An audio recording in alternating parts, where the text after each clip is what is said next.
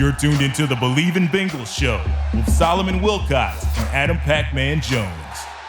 Hello, everyone. Welcome to the Believe in Bengal podcast delivered by 828 Logistics. I am Solomon Wilcots, and joining us today is a very special guest for a very special topic. Dr. David Chao, a former NFL team physician and currently a 17-year orthopedic surgeon, giving us real-time analysis on injuries around the National Football League. Dr. Chao, how you doing today? I'm doing very well, and I'm sorry for the voice here, but what I do, I'm an orthopedic surgeon that was a former head team physician, just like you, a former NFL great. Yeah. And your perspective is different than someone who just knows football. That's My right. perspective is from NFL side of medicine, sports medicine, and that's what I try and hope and provide. I am not here to speculate on any situation. I chimed in the night it happened, and it wasn't speculation about what he had, this, that, the other. Yeah. But it was to give people some perspective, some framework about what was happening behind the scenes. And that's what you do in all your broadcasts. And that's you're right. Good at it, right? I mean, that's right. If you never played the NFL, but you really knew football, you couldn't do what you do. And that's what I try and provide. Well, we appreciate your analysis, and you are an expert in this area, and that's what we want to lean on today for this segment. Let's go back to the Monday night game, the free safety for the Buffalo Bills, Damar Hamlin. You saw him go down. You saw him stand up, and then he collapsed. There was a hush that fell over that stadium on Monday night, and since then, we've all been sort of in a different space as we have watched him fight for his life. But at that moment, when you saw him collapse to the turf, what went through your mind? What was your immediate reactions? Well, let me tell you, my immediate reaction when I saw the play live was nothing. Like, it seemed relatively routine, right? And then we saw him on the ground, and I was thinking, why? But the second ESPN showed the replay where he took the blow to the chest with the shoulder of T. Higgins and then popped up and then collapsed down, I immediately tweeted. And in some ways, I regret the tweet. In some ways, I don't, because I was trying to give people perspective. Yeah. And I had no idea that this was as serious as it was. But the tweet basically said, this is about the player, not the game. This is a cardiac injury, issue, heart issue, because you stood up fine. It wasn't a concussion. And then his heart stopped beating the moment he got hit. Yeah. And this is why he was able to stand up, because there was still blood in the brain. And it medically takes about 4 seconds. And so, boom, stood up, 1,001, 1,002. Boom, he's down. Yeah. And it was on. I had no idea they had started CPR. And I said, and I did add in that tweet, no better place to ever collapse, unless you're in a hospital, NFL field, because of the over 24 medical professionals and all the equipment, emergency action plan, paramedics, everything that's there. And so that was within a minute the tweet went out. I didn't know this whole thing was going down, but I knew it wasn't good. Yeah. And I was trying to give people some perspective and hope and framework, not speculating. And it wasn't it wasn't like, oh, look at this hit. It was more like, oof, hey, he's got a chance, like, because he's in a good spot. This is witnessed. This happens on a country road in a car accident. Just there's nothing that it's not going to end well. Yeah. Hopefully cautiously optimistic. And I was cautiously optimistic, worried as heck, but cautiously optimistic from even that night. And especially with the Bill statement that his heart was restarted on the field. There have been a lot of doctors who have saw the video. They saw the collision between Damar Hamlin and the wide receiver for the Bengals, T. Higgins. And you talked about the blunt force to the chest of Damar Hamlin. So explain for our listeners and our viewers here on Bally Sports Ohio, what is commotio cordis? Yes, thank you. And I might have done a slight disservice when people were talking about what happened. I said it could be related to this, and it's sort of taken off. The term commotio cordis. Now, here's the thing. Does that have something to do with this? Maybe. And we're not here to speculate. That's but let right. me tell you, this is clearly not Chris Pronger, NHL great, who in 1988-99 took a puck off his chest. He's tweeted about it, went down with a significant heart issue, resuscitated, returned for a 12-year NHL Hall of Fame career. Wow. And I saw an article last night that he missed only 2 games. That was just the right bullseye hit.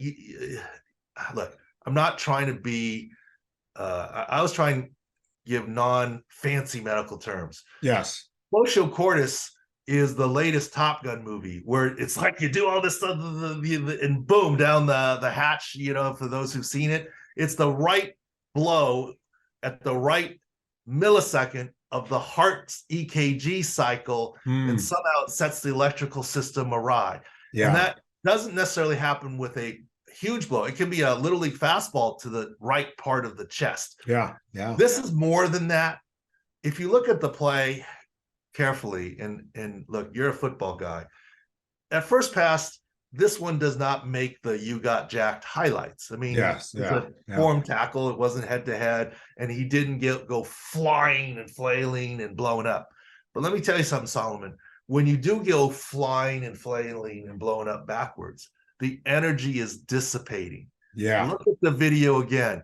The energy got all absorbed in the chest. Yes. So I'm expecting lung contusion, cardiac contusion, and there may be a commotio cordis or electrical component on top of that. But this is more than Curtis Pronger. This is more than Christian Eriksen, the Denmark soccer player in Euros 18 months ago, who sudden cardiac arrest was resuscitated. And by the way, he has come back to play. We're not worried about coming back to play for Hamlin right now. We're just worried about him getting his breathing tube out and being healthy. And look, Bengals guy, I got to give a shout out and kudos to the Bengals.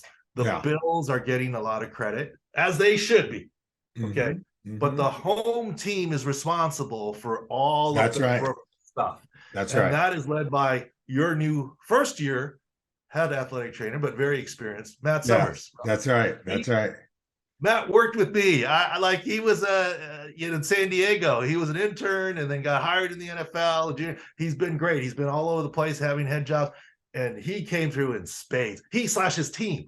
Now, if this happened in Buffalo and it was a Bengals player, the Bills would have done the same thing. This is absolutely. So, and that's what I'm sure Matt would say if he were approached about it. But yes, kudos to them. And the other thing I'd say is, Solomon, I hear it all the time, and I, in a measured, productive way, even chime in saying concussion protocol, it's tough, it's not perfect. But anyone in the world who has criticized the NFL for their concussion protocol, rightly or wrongly, should be standing from the mountaintops today, congratulating them for a job well done on the emergency action plan.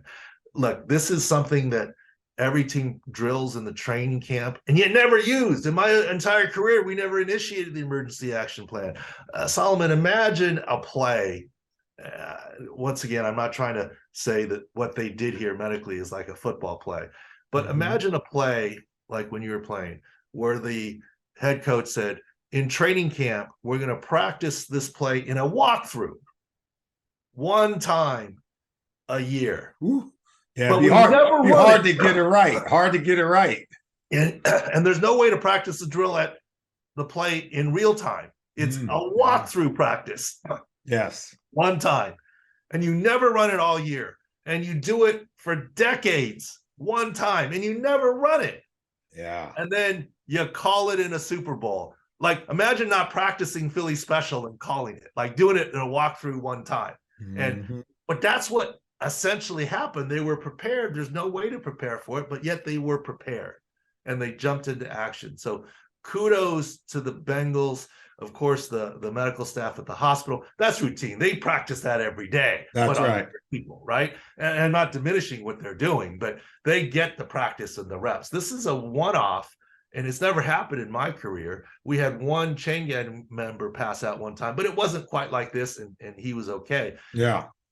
Unprecedented. So look, 1 for 1 the league is, and you have to give them credit. There's been some talk about, in fact, I spoke with a Buffalo Bills news reporter, Ryan O'Halloran, who writes for the Buffalo News. And he said that he spoke with the Bills medical team when they came out and began treating Damar Hamlin. And here's what they said. They said that when they approached him, Dr. Chao, that he was not moving, that he was not conscious, that he was not breathing, and he didn't have a pulse. You and I both know they used a defibrillator and you can help us to understand why that's important, but also help us to understand why it's also important to simultaneously, while you want to get the heart going, you want to also simultaneously get the breathing going as well. Kind of walk us through that and why it's so very important. I'll walk you through this a little bit. This is way more complex than an Indy or NASCAR pit stop. That's right. That's okay. right. Good and point. It's way more complex than any NFL play. On any NFL play, all 11 guys have specific tasks and reads, and it's no different or more complex here. And what you do, the principles are ABC: airway, breathing, circulation. Airway, you got to secure it. That would be intubation. Breathing, he wasn't breathing. Circulation, there was no pulse, no circulation. That's right. So you don't even go beyond that. At that point, no offense, you're not worried about if it's a concussion. You're not worried about if it's a neck injury. You're not worried if it's an ACL. You have no idea. You saw it in real time. You are saving his life. Yes. And look, they cut away because they started CPR. Yeah. They came back because they showed the highlight, and they're like, we have nothing else to show. They cut away again.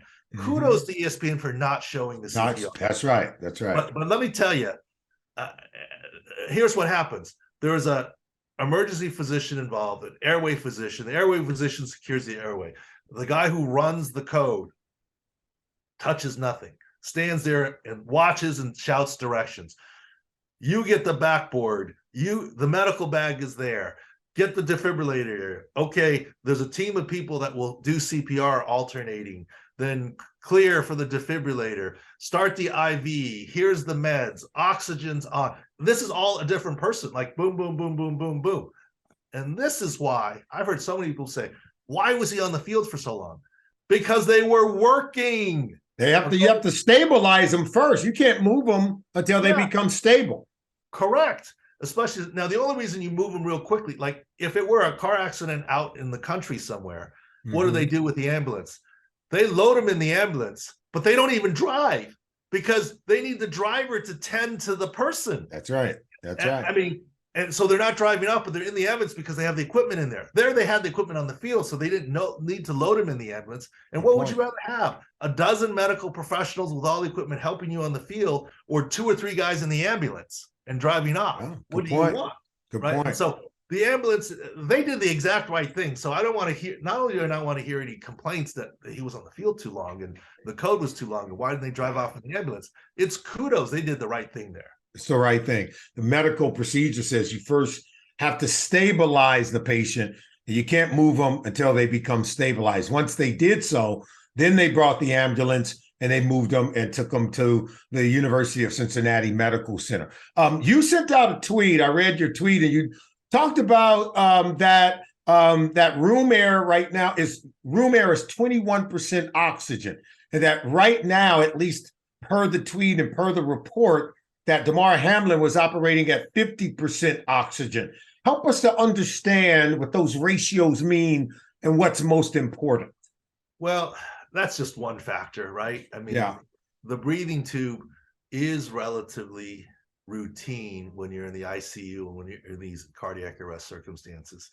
And the key next step is, will the breathing tube be removed? Is that happening today? We don't need to rush it. A better safe than sorry. Look, I look at it this way. You just want him to trend in the right direction. You can't win this game on one play. You can't win this game on one drive in the first quarter. You just want to keep building in the right direction.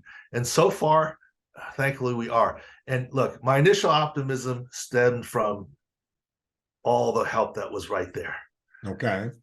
The next optimism I had is the ESPN reports that they waited for mom in the tunnel. they may be very compassionate people, but they ain't waiting for mom. Yeah, If it's touch and go, right? That he's not stable. They're not slowing down to open the door for mom. Okay. No offense. Okay. Yeah. And then the Buffalo Bills late night tweet saying his heart was restarted on the field. This gives me good hope. And as far as the brain issue, I'm very hopeful. The very quick CPR got enough blood to the brain that it's not going to be an issue. God help us all, right? Yeah. And that, let's look for little steps. You start on 100%, you're 50%. You don't have to go to 21% room air to get him extubated. There was some words of good news this morning, trend. I'm not trying to celebrate anything yet. So far, the medical staffs have saved his life. I hope it continues. We number one want word that his life is saved permanently. That's right. Number two, we want word that he can hug and kiss his mom and live a normal life. Yeah. He can get out of the hospital. Then we can worry about what actually happened, prognosis, football. That's so tertiary right now. That's kind of where we're at.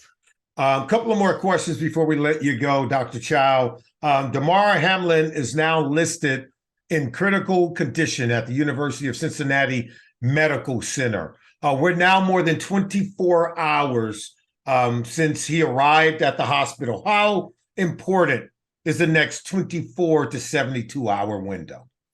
The most important time is the first 24 seconds, and the Bills medical staff got there.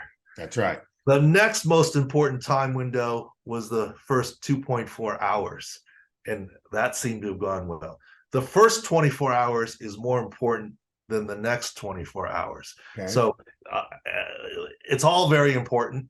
And, they're doing the hospital has got this, right? They've done this many times before. So let's continue to hope for some good news. And that initial thing we've gotten through, I think. And so this is why I remain cautiously optimistic. I'm not trying to get ahead of myself and declare victory on this, but trying to provide some perspective. And by the way, critical, pretty much everyone in the ICU has a breathing tube, pretty much. And if you don't, then you're getting discharged from the ICU. And pretty much, if you have a breathing tube, you're defined as critical. So let's not, and that's giving perspective and framework. Hopefully, I really didn't want to jump in on this, Solomon, because look, you're in the broadcast industry. What do they say all the time? Don't speculate. Don't speculate. No, that's right. Don't go there. Look, I do see a day where you have a medical Mike Pereira. And not saying, oh my God, he had commotional cordis or this is the EKG, but just talking about what I talked about. Look at there's all these people. There's an action plan. They drill for it. I mean, Joe Buck and Troy Aikman did a great job. ESPN did a great job in the studio. But in all honesty, they had nothing to say. I mean, I'm not saying that in a bad way. They wanted to be informed when they had something to say. They can't speculate. So that's right. Someone who's been in an NFL team position can inform in terms of the background and the perspective, not to the specific situation. I don't think you're ever going to have a medical Mike Pereira come on and say, "Oh, he tore his ACL. Oh, that's a chest contusion." These are like you're talking in general the process. Would it made viewers feel better to know? Don't worry that he's been on the field. This is normal. That would make viewers feel better. Don't on the field because there's 24 medical professionals, and we could go through the roles of it. You provide not so content for TV just so they could fill commercial time, but content for viewers. Look, I almost didn't go on because I'm an orthopedist. Why am I talking about heart issues? But since what we do at Sports Injury Central, sicscore.com, is we're injury analysis. And we want to be Kleenex for injuries. So this is a huge injury. So why wouldn't we want to comment on it? But not speculate, not get ahead of ourselves. And so I went on Twitter Live, to try and give some early perspective. And I think it was the right decision because I haven't had a chance to look at all the Twitter comments, but overwhelmingly it's been Thank you. You made me a little at peace at night. You calmed me down a little bit. That's all I was trying to do. Provide some perspective. I mean, I was spooked out a little bit too in the beginning. I was like, oh my gosh, this is horrible. And my wife smartly and thankfully got the kids out of the room, because part of it is like, as a dad, I was like, what is this? Is my son? Oh my gosh. And part of the thing, and you know how football is. I never played, obviously, but I have so many friends in the NFL and some friends that are players. I feel like I know someone just like Damar Hamlin. I don't know him, but I feel for him, right? Yes. That's the brotherhood type thing that you see going around the league right now. And I can do nothing but wish the best, and maybe to the public provide some cautious optimism. What should we know about mental health and that aspect as a witness to such a dramatic injury? A lot of people were watching on Monday night. There were players on the field who had a real emotional an intense emotional response. How can players recover, and how can we recover in terms of that traumatic experience of what we saw? If you don't mind, they're waving at me here for surgery. I'm sorry. Okay. But here's, and I'd be happy to come back on. Well, you're touching on a great topic. Happy to come back on. I have a lot to say about it, but I'll leave you with this. When's the last time, like I already said, there's no way this game is starting unless they know that they're okay.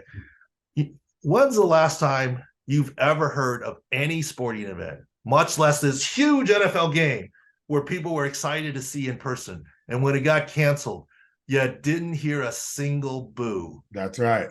Yeah. You know why? Because the crowd saw the CPR.